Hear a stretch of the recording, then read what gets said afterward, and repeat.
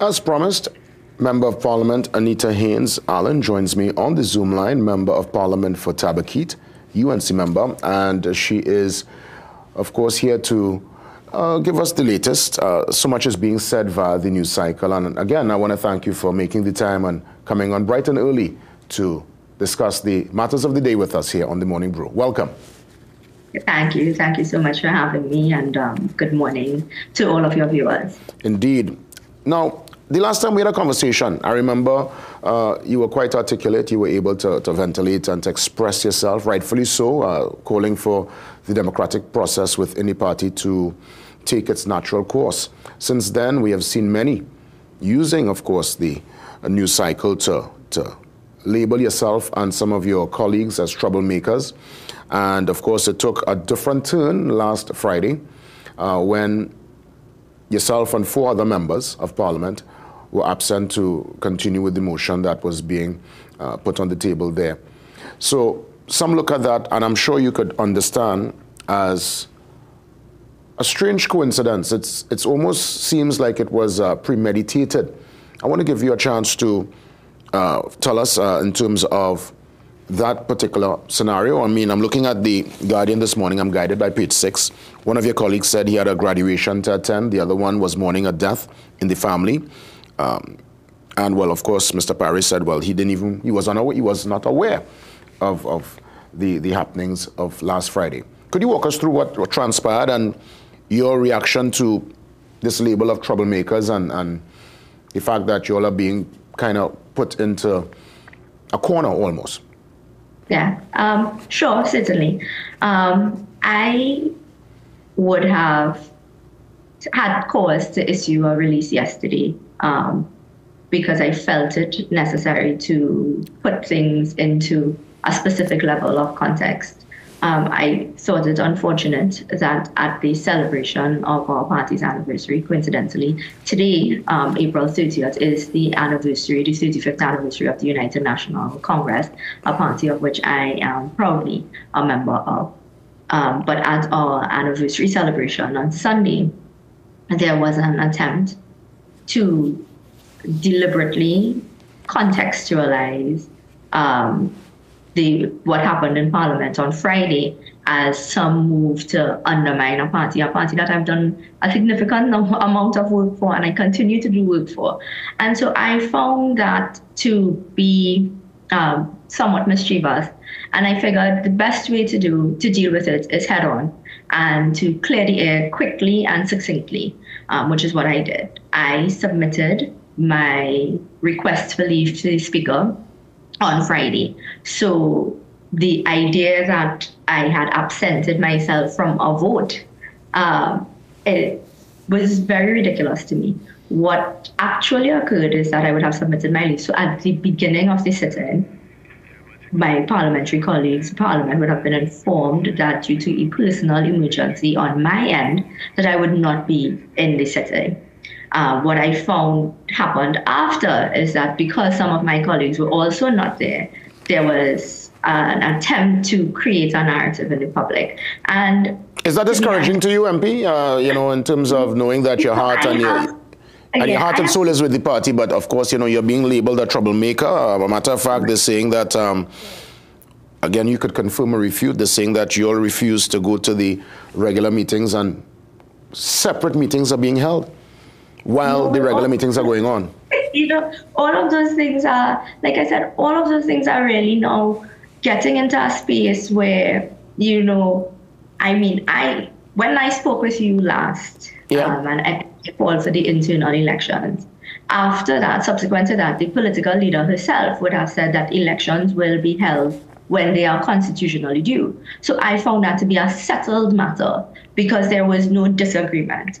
Then I see a label of 5 dissidents. But if dissent means that you are disagreeing with the organization on something. But if the organization has agreed, the executive has agreed that the elections will be held, then the only persons who will be dissenting are persons who do not believe the election should be held, if you follow my train of thought.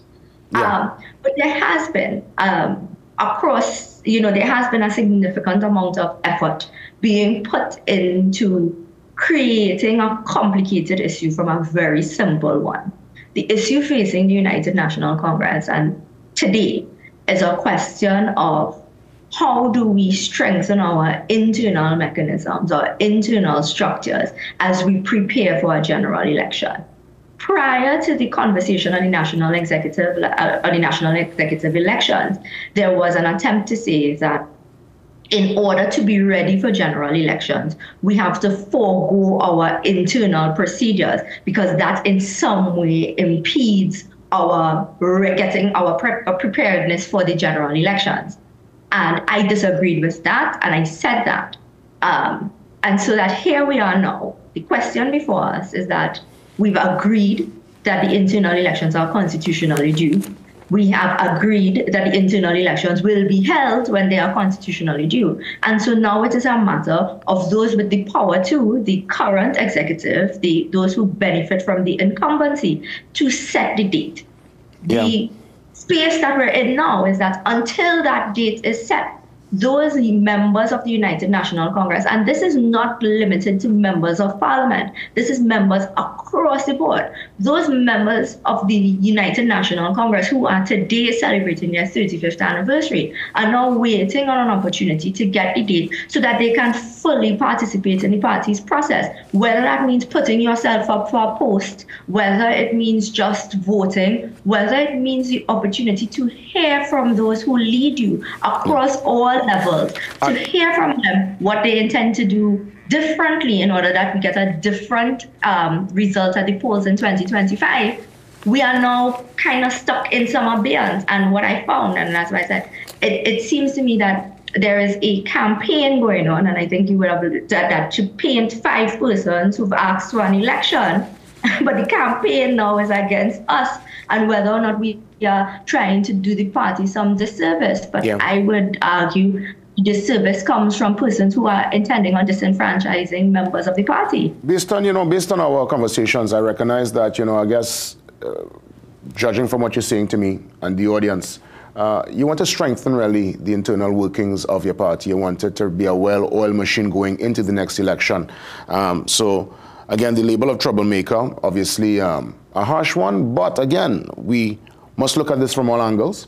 And a political scientist, a matter of fact, you're quite familiar with Dr. Indira Rampasad. She said in The Guardian today, and I want to quote, they're supposed to be in Parliament. Now, she's talking about the incident from last Friday. She says they're supposed to be in Parliament when Parliament is sitting. They're parliamentarians. They are elected MPs. For whatever reason, you can't be taking personal leave and private leave and asking for leave when there is a sitting unless it is a matter of life and death. End quote. Your reaction to that? I mean, I think anyone paying attention to that will find that hyperbolic on every level. The question of whether it being life or death is one thing, but parliamentarians are human beings. And therefore, the reason, the space for leave exists because you realize that, yes, while we are elected representatives, and I do take my job extremely seriously, and I have no issue with my parliamentary record, my attendance record, and I think those things are all very easily checked and verified. Beyond that, my record as a representative in terms of persons who have accessibility to the media, the accessibility to the constituents, to party members, and all of those things, like I say, I proudly submit my record for any level of scrutiny. But the question of the only reason to take leave is life or death, I find that to be ridiculous. And I know persons making the statement understand that they are making a ridiculous statement. The issue as well on taking this and making it a question of attendance records is really trying to diminish and distract from what the main issues are. And the main issues remain whether or not we are putting our organization in place to win a general election in 2025? And those things are questions that can be simply answered, and you can be properly ventilated once the election date is called. And all of that can be done in a manner that is respectful and a manner that focuses on policy, on the direction of the party, and moves away from this level of kind of petty propaganda. And to me, that is a stance that I will always take. It is a politics that I always practice, where do not take issues, blow it up in the public domain, and create a space where we are moving away from the real issues of the day, whether or not the political organizations. Now, I am a member of the UNC, so I cannot speak to the building and strengthening of any other political organization. I can only speak to the building and strengthening of my organization. When you join an institution, when you join an organization, you must always seek to improve. You must always seek to leave things better than you found it. And so that, to me, this taking whether or not your attendance on Parliament should only be excused for life or death reasons, and inserting that into our conversation as to whether or not you intend on strengthening the UNC or not, I find those things to be very ridiculous and very distracting. Well, I know I know MP Rodney Charles also mentioned his attendance, and he put on record that he found it to be a bit disheartening because he would have been in Parliament for most of the sittings. I want to ask you, though, and I understand what you're saying concerning being part of an organization and wanting to strengthen the organization. But we're looking at a political organization, and we have seen, unfortunately, that in the Trinidad and Tobago political experience, once someone calls for that betterment, especially in the public domain, and they shake that internal political cage, it seems almost that their political journey is destined to come to an end. Have you come to terms with that particular reality? What's your take on your political future going forward under the umbrella of the United National Congress? I mean, I take it all in stride. I have had to answer the question about how I feel about consequences for actions and have I considered the consequences. I will state that there are consequences for your actions, yes, but there are also consequences for inaction.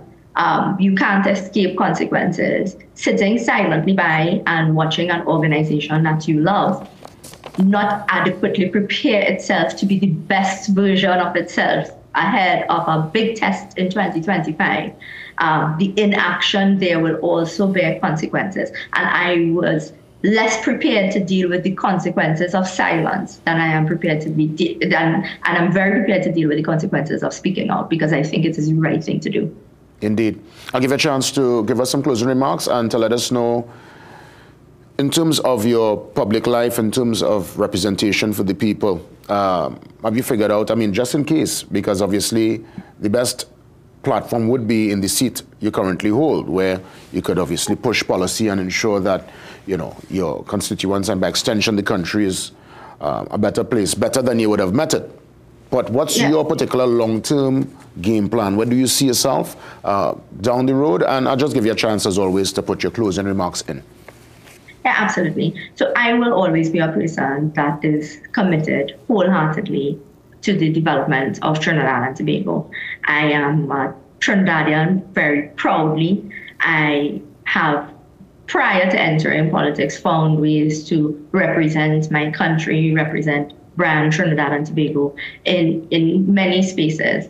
And I see no reason not to continue to do so. I am also a person that is very committed to the vehicle that is the United National Congress and building that vehicle. And so on the 35th anniversary of the UNC, I'll say to all members of the UNC that it is possible for us to improve, grow, and strengthen ourselves. And it is possible that in our 35th year, and we look forward to 35 more years, that growth and development be our focus, and that we move away from the ideas that things must stay the same and things must remain in the status quo in order for us to survive. We must be looking at thriving and creating an expansive, forceful movement in the United National Congress. MP Anita Haynes-Allen, I want to thank you again for being part of it and for coming on this morning to give us the latest and to express what's happening here via the news cycle. Thank you very much for having me. I appreciate it very much. You're most welcome, MP Anita Haynes-Allen, touching base with us here on The Morning Brew, Member of Parliament for Tabaquite. Up next, a pressing issue that's happening there in Currap. A matter of fact, it's happening at the Currap Presbyterian. We heard the minister. She was on her feet yesterday. She would have given a response to this. Let's find out what's happening from the parent support group with the latest concerning the sewer issue at the school.